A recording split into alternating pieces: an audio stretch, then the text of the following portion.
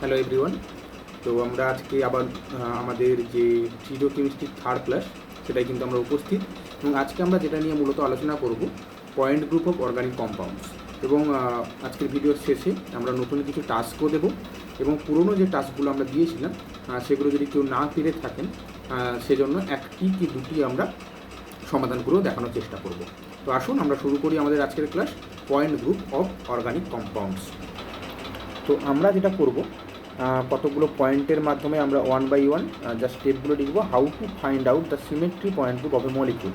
এক্ষেত্রে আমরা 6টা পয়েন্ট লিখব, এবং সেই 6টা পয়েন্টের পর আমরা একটা চার্ট তৈরি করব যে কোন কোন সিমেট্রি এলিমেন্ট থাকলে কোন কোন সিমেট্রি পয়েন্ট গ্রুপ দ্বারা আমরা ওই কম্পাউন্ডটিকে ডিনোট করতে পারি।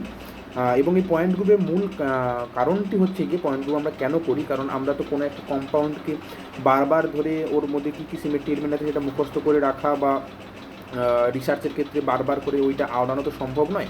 সেক্ষেত্রে যদি আমরা একটা পার্টিকুলার কিছু যদি ওই কম্পাউন্ডের মধ্যে সিমেট্রি থাকে, তাহলে তাকে যদি কোনো একটি পয়েন্ট গ্রুপের মাধ্যমে আমরা ডিনোট করতে পারি, তাহলে সুবিধা হয় কি, ওই একটি পয়েন্ট গ্রুপ বলার মাধ্যমে কিন্তু আমরা অনেকগুলো সিমেট্রি এলিমেন্ট ওর মধ্যে আছে সেগুলো কিন্তু আমরা ডিনোট করতে পারি। এবং এইটা কিন্তু পয়েন্ট গ্রুপের মূল কারণ, যে কেন সিমেট্রি এলিমেন্টগুলোকে একসঙ্গে নিয়ে আমরা পয়েন্ট গ্রুপ চুজ করছি। এবং পয়েন্ট গ্রুপের আরও অনেকগুলো গুরুত্ব আছে, সেগুলো আপনারা যারা একটু বই স্টাডি করবেন ধীরে ধীরে আরও অনেক কিছু জেনে যাবেন। তো আসুন আমরা প্রথম পয়েন্টটা একটুখানি আলোচনা করে নিই। তো একদম প্রথম পয়েন্টটি যেটা, সেটা আমরা এখানে লিখেছি, to check the highest order axis. I mean suppose আমাদের যদি এরকম কোনো একটি কম্পাউন্ডের মধ্যে থাকে যে CN, যেখানে n ইকুয়াল টু 2 and 6, তাহলে কিন্তু আমরা C6টাকেই কিন্তু হাইয়েস্ট অর্ডার অ্যাক্সিস হিসেবে বলবো, এবং সেটাকেই আমরা প্রিন্সিপাল অ্যাক্সিস হিসেবে ধরবো। কিন্তু সমস্যাটা হয়ে যায় সেখানে, সাপোজ আমাদের কোনো কোনো ক্ষেত্রে দেখা যায় যে অনেকগুলো C6 আছে, তাহলে আমরা কোন C6টাকে, বা অনেকগুলো CN আছে, আই মিন যেটি এক্ষেত্রে হাইয়েস্ট অর্ডার অ্যাক্সিস হবে, যদি C6 হতে পারে, C2 হতে পারে, C1 হতে পারে, অথবা CN এনি ওয়ান, এনের যে কোনো ভ্যালুর ক্ষেত্রে হতে পারে। তার মানে সেই CN যদি একাধিকটা ওই কম্পাউন্ডের মধ্যে থাকে, যেটা আমরা গত ক্লাসে আলোচনা করেছিলাম এবং দেখিয়েওছিলাম যে C2 অ্যাক্সিসটি কিন্তু ইথিলিন মলিকুলের মধ্যে 3টি আছে, সেক্ষেত্রে আমরা কিন্তু চুজ করেছিলাম যেটি কার্বন কার্বন ডবল বন্ডের ওপর দিয়ে যাচ্ছে সেটিকে। এখানেও ঠিক সে একই কথা আমরা বলবো, যে ম্যাক্সিমাম নাম্বার অফ অ্যাটমের ওপর দিয়ে যে CNটি যাবে, যে সেটাকেই কিন্তু আমরা প্রিন্সিপাল অ্যাক্সিস হিসাবে কনসিডার করব। তো এর পরের পয়েন্টটা আসুন আমরা একটুখানি দেখে নিই। এবং এইটিও আমরা আগের ক্ষেত্রে আলোচনা করেছিলাম, যখন আমরা বলছিলাম যে কী করে সিমেট্রি এলিমেন্টগুলো আমরা খুঁজে বের করবো। সেক্ষেত্রেও আমরা বলেছিলাম যে আমরা যদি সাপোজ কোনো একটি কম্পাউন্ডকে এরকম খুঁজে পাই, সাপোজ ইথিলিনের ক্ষেত্রে, বা আমি ধরতে পারি যে ইথিলিনের 4টি হাইড্রোজেনের জায়গায় 4টি CH3 আছে, এই কম্পাউন্ডের ক্ষেত্রেও আমাদের এইটি হচ্ছে গিয়ে প্রিন্সিপাল অ্যাক্সিস, এবং প্রিন্সিপাল অ্যাক্সিসটাকে আমরা এমনভাবে এঁকেছি যাতে এটা ভার্টিক্যালি অবস্থান করছে। প্রিন্সিপাল অ্যাক্সিসটি যেন কখনো হরাইজন্টালি না থাকে, কোনো কম্পাউন্ডকে আমরা এমনভাবে আঁকবো যাতে প্রিন্সিপাল অ্যাক্সিসটি ভার্টিক্যালি অ্যাপিয়ার হয়। এবং সেক্ষেত্রে আমরা দেখতে পাচ্ছি, একটা উদাহরণ দিয়ে আমরাও দেখালাম একটি কম্পাউন্ডের মধ্যে, এক্ষেত্রে কিন্তু প্রিন্সিপাল অ্যাক্সিস এটি হচ্ছে C2, এবং C2 কিন্তু ভার্টিক্যালি থাকছে। এবং আসুন এর পরের পয়েন্টটাও আমরা একটুখানি দেখে নিই। এইবার যে পয়েন্টটি বলা হচ্ছে, এটি খুব important point. Search for C2 axis perpendicular to principal axis CN. If one perpendicular C2 axis is found, there must be n number of C2. অর্থাৎ আমি যদি কোনো একটি কম্পাউন্ডকে আমরা খুঁজে পাই এমন, যেটির সাপোজ কোনো একটি CN আছে এবং তার সঙ্গে পারপেন্ডিকুলারে আমি একটি C2 দেখতে পেলাম, বাকিগুলো এখনও দেখতে পাইনি, হয়তো পাবো, তাহলে কিন্তু এখানে বলছে আর খোঁজার প্রয়োজন নেই। যদি একটি C2 আমি CN এর সঙ্গে পারপেন্ডিকুলার অবস্থায় খুঁজে পাই, তাহলে একদম চোখ বন্ধ করে বিশ্বাস আমরা এটা করে নিতে পারি কি, সেখানে n নাম্বার অফ C2 আছে। অর্থাৎ এটা যদি C3 অ্যাক্সিস হতো এবং আমি যদি সেক্ষেত্রে একটি C2 পেতাম তার সঙ্গে পারপেন্ডিকুলার, তাহলে আমাকে এটা চোখ বন্ধ করে ভেবে নিতে হতো এখানে 3টি C2 আছে। আমরা চেষ্টা করবো একটা উদাহরণের মাধ্যমে বোঝানোর জন্য। এবং এই উদাহরণটির মাধ্যমে আমরা কিন্তু গত ক্লাসে একটি প্রবলেমও দিয়েছিলাম অ্যাসিটিলিনের পয়েন্ট গ্রুপ বের করার ক্ষেত্রে, তার কিছুটাও আমরা এখানে করে ফেলবো। দেখুন, অ্যাসিটিলিন কিন্তু একটি সিলিন্ড্রিক্যাল স্ট্রাকচার, সরলরৈখিক সিলিন্ড্রিক্যাল স্ট্রাকচার, এবং এই সিলিন্ড্রিক্যাল স্ট্রাকচারে আমরা কিন্তু দেখতে পাচ্ছি যে একটি C∞ কিন্তু এই বরাবর আছে। C∞ কেন? এনের মান ইনফিনিটি তখনই হতে পারে যদি অ্যাকচুয়ালি আমরা কি জানি, n equal to 360 degree by rotation angle. এবার রোটেশন অ্যাঙ্গেল যদি 0 ডিগ্রি হয় তখনই কিন্তু এন এর মানটা ইনফিনিটি হতে পারে। অর্থাৎ এই সিলিন্ড্রিক্যাল স্ট্রাকচারে আমি যদি নিয়ার অ্যাবাউট 0 রোটেশন করে তাহলেও কিন্তু জিনিসটা একই থাকবে, কারণ এক্ষেত্রে টোটালটা আপনারা বুঝতেই পারছেন, জাস্ট একটুখানি ঘোরালেই কিন্তু স্ট্রাকচারটা একই। মানে জাস্ট যত কমই আমি ঘোরাই না কেন, মানে জাস্ট 0.00001 ডিগ্রিও যদি আমি ঘোরাই তাহলেও কিন্তু স্ট্রাকচারটা একই দাঁড়াবে, কারণ এটা একটা সিলিন্ডারের মতো। অর্থাৎ সিলিন্ডারের একটা সিমেট্রিক্যাল স্ট্রাকচার, এই সিমেট্রিটা কখনো ভাঙবে না আমি যেই অ্যাঙ্গেলেই কিন্তু রোটেট করি, এবং এই অ্যাক্সিসের এগেনস্টে, কিন্তু অন্য অ্যাক্সিসের এগেনস্টের কথা বলছি না। এবার দেখুন, যেহেতু সি ইনফিনিটি এখানে উপস্থিত, এবার আপনি এখানে দেখতে পেলেন কি, আরে একটা তো C2 আছে, কারণ এই বরাবর যদি আমি একটা C2 কল্পনা করি এবং যদি একটা রোটেশন এরকম দিই 180 ডিগ্রি, তাহলে কিন্তু আমরা বুঝতে পারবো এই হাইড্রোজেনটি অন্য একটি হাইড্রোজেনের জায়গায় চলে আসবে। কিন্তু যেহেতু একই হাইড্রোজেন ঘুরে আসছে, সেক্ষেত্রে কিন্তু আমরা বুঝতে পারবো না যে স্ট্রাকচারটি আলাদা হয়ে গেছে, অতএব সিমেট্রিক্যাল স্ট্রাকচার এসে দাঁড়াবে। তার মানে এক্ষেত্রে আমরা দেখতে পাচ্ছি একটি C2 অ্যাক্সিসও আছে। অতএব আমি যেহেতু একটি C2 অ্যাক্সিস এখানে আইডেন্টিফাই করতে পারলাম, এবং যেহেতু আমি জানলাম যে এখানে একটি C ইনফিনিটি প্রিন্সিপাল অ্যাক্সিস আছে, তাহলে চোখ বন্ধ করে আমাদের আগের যে প্রিন্সিপালটি ছিল, এখানে কী বলছিলাম, search for C2 Axis perpendicular to principal Axis CN। এক্ষেত্রে CNটা কি, C ইনফিনিটি। আমরা একটা C2 অ্যাক্সিস খুঁজে পেয়েছি। Then if one perpendicular C2 is found, there must be n number of C2. আমি একটি C2 খুঁজে পেয়েছি, মানে এখানে ইনফিনিটি নাম্বার অফ C2 আছে। এটি কিন্তু আমাদেরকে একদম চোখ বন্ধ করে বিশ্বাস করে নিতে হবে, এবং এটা আমরা দেখতেও পাচ্ছি এখানে, কারণ এই C2টি আমরা এই সিলিন্ডারের যে বরাবরে রাখি, একটা সিলিন্ডারের চারদিকটি গোল, তো আমি সিলিন্ডারের যে কোনো দিক দিয়ে আমি যদি C2টি করি, আমি সেটিকে 180 ডিগ্রি যদি রোটেট করে, তাহলে দেখবো কিন্তু কম্পাউন্ডটা একই জায়গায় এসে দাঁড়াচ্ছে। তার মানে কিন্তু ইনফিনিটি নাম্বার অফ C2 এখানে এক্সিস্ট করছে, এবং এটা কিন্তু একটা দারুণ থিওরি বা এই দারুণ একটা রুল। এই রুলটি কিন্তু আমাদেরকে একটুখানি মাথায় রাখতে হবে। আসুন দেখে নিই পরের রুলটি। চতুর্থ পয়েন্টটি হচ্ছে search for sigma H. Sigma এইচটাকে খুঁজে বের করো। সিগমা এইচ আমরা কী জানি, কোনো একটি কম্পাউন্ডের ভার্টিক্যালি যে সিএনটিকে আমি চুজ করছি বা প্রিন্সিপাল অ্যাক্সিসটাকে আমরা চুজ করছি, তার সঙ্গে পারপেন্ডিকুলারলি থাকবে এমন একটি প্লেন যেটি সিগমা। অ্যাকচুয়ালি সিগমাটা তখনই আমরা বলি যখন সেটি কিন্তু একটি সিমেট্রিক প্লেন হিসাবে থাকে, অর্থাৎ তার দুদিকে কিন্তু একটা মিরর ইমেজ একে অপরের হয়। তো আমরা দেখতে পাচ্ছি এক্ষেত্রে CN এর এগেনস্টে এখানে একটা সিগমা এইচ আমরা খুঁজে পেয়েছি। এরকম কোনো কম্পাউন্ডে যদি সিগমা এইচ আছে কি নেই, তো আমার 4 নম্বর পয়েন্ট হবে সেটিকে খুঁজে বের করা। আমাদের 5 নম্বর পয়েন্টটি কি, search for sigma V. Sigma ভার্টিক্যালটাকে আমাদের খুঁজে বের করতে হবে, এবং যদি প্রিন্সিপাল অ্যাক্সিস বা PA যদি CN হয়, তাহলে আগের নিয়ম অনুযায়ী আবার যেরকম বলেছিলাম, এখানে সেটা সিগমা ভিটাও কিন্তু n নাম্বার অফ থাকবে। তার মানে আমরা যদি একটা সিগমা ভি খুঁজে পাই এবং যদি প্রিন্সিপাল অ্যাক্সিস CN হয়, তাহলে কিন্তু সেখানে n number of sigma V থাকবে। একটা উদাহরণ দিয়ে দেখো। তো এক্ষেত্রে আমরা দেখতে পাচ্ছি সেই আমরা আবার নিয়েছি CH2 double bond CH2 ethylene, এবং ইথিলিনের একটি C2, এবং একটি C2 নয়, প্রিন্সিপাল অ্যাক্সিস C2, এবং সেই C2টা যেটা ভায়োলেট কালারে এখানে দেখানো হয়েছে, এবং তার সঙ্গে আমরা যদি একটা সিগমা ভি খুঁজে পাই, যেটা আমরা আগেও দেখিয়েছিলাম। সিগমা ভি কাকেই বলা হয়, যেটা C2কে কন্টেন করে। তো সেই C2কে কন্টেন করছে, দেখতে পাচ্ছি আমরা এই প্লেনটাও C2কে কন্টেন করছে, আবার এই প্লেনটাও C2কে কন্টেন করছে। তার মানে যেহেতু এটা n এর মান 2, এখানে দুটি সিগমা ভি আমরা পেলাম। এর পরের পয়েন্টটা যেটি, সেটি হলো, এবং আমাদের একেবারে লাস্ট পয়েন্টটি, check whether sigma V plane sigma D or not. Sigma D অর্থাৎ সিগমা ডায়াগোনাল, অর্থাৎ আমরা একটা দেখেছি ভার্টিক্যাল সিগমা হয়, জাস্ট একটুখানি ড্র করে দেখানোর চেষ্টা করি। আমরা দেখেছি যে ভার্টিক্যাল সিগমা এইটি, আমরা দেখেছি পারপেন্ডিকুলার সিগমা হয় এটি। আর সাপোজ যদি এটি একটি মলিকিউল হয়, তাহলে এই বরাবর একটি সিগমা হয়, তাই না, যেটাকে বলা হচ্ছে ডায়াগোনাল বরাবর। তো সেই ডায়াগোনাল সিগমাটা আছে কি না, সেটা সিগমা ভির ওপরে সিগমা ডি। সিগমা ভি যেহেতু ভার্টিক্যাল, তাহলে এর ওপরেই দাঁড়িয়ে থাকবে সিগমা ডি, ভার্টিক্যালের ওপরেই ডায়াগোনালটা দাঁড়িয়ে থাকবে কোনাকুনি, যেটা আছে কি নেই দেখার জন্য। এবং একটি এটা খুঁজতে বেশি বেগ পাওয়ার কথা নয়, তার কারণ একটি নিয়ম আছে, if perpendicular C2 two principal Axis does not exist. যদি C2টা, মানে আমরা আরেকটা করে বলেছিলাম যে প্রিন্সিপাল অ্যাক্সিসের সঙ্গে যদি একটি পারপেন্ডিকুলার CT অ্যাক্সিস থাকে, সেক্ষেত্রে কী কী হতে পারে। কিন্তু যদি C2 অ্যাক্সিস না থাকে, সেক্ষেত্রে খুব আনন্দের কথা যে সিগমা ডি কিন্তু ওর ওখানে থাকছে না। তার মানে আমাদের খোঁজার জন্য আর বেশি চিন্তা করতে হচ্ছে না। তো এটা হচ্ছে কি আমাদের 6টা রুল, এবং এই রুলের বেসিসে আমরা একটা চার্ট তৈরি করে দিচ্ছি, এবং সেই চার্টটাকে ফলো করলেই কিন্তু আমরা জাস্ট কয়েকটা এক্সাম্পল দেখাবো। সেই এক্সাম্পল দিয়ে আমরা বুঝতে পারবো কত সহজে আমরা কিন্তু সিমেট্রি পয়েন্ট গ্রুপটাকে কিন্তু আমরা আইডেন্টিফাই করতে পারছি। তো আমরা দেখতে পাচ্ছি আমাদের চার্টটা সিরিয়াল নাম্বার 1 2 3 4 করে আমরা লিখেছি, এবং আমরা দেখতে পাচ্ছি যে সিমেট্রি এলিমেন্ট কী কী থাকলে তার এগেনস্টে কী কী পয়েন্ট গ্রুপ বলা হবে। যদি শুধুমাত্র সিএন থাকে তাহলে কিন্তু আমরা সি বড় হাতের এন, এইটা জাস্ট নিচে একটা ছোট্ট ডাস। অনলি সিগমা থাকলে সিএস, নিচে একটা ছোট্ট ডাস। অনলি আই থাকলে সিআই, ছোট্ট একটা ড্যাশ সিএন নিচে। CN plus N sigma V যদি এটি থাকে তাহলে কিন্তু আমরা লিখব সিএনবি নো ড্যাশ, এক্ষেত্রে সিটা বড় হাতে।